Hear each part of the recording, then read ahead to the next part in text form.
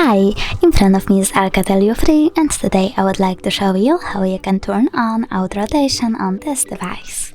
Firstly, open Tab menu. Now find Portrait icon and click on it. As you can see, auto rotation is now turned on. You can see that because now the portrait icon says auto rotate. But you can also do the same by clicking on Settings, scrolling down, choosing Accessibility and scrolling down again. Now you can click on the switcher next to auto rotate screen to turn it off or on. If the icon is green over here, that means that auto rotation is working properly, but you can always find out by simply turning your phone. Thanks so much for watching. If you enjoyed this video, don't forget to leave a like, comment and subscribe.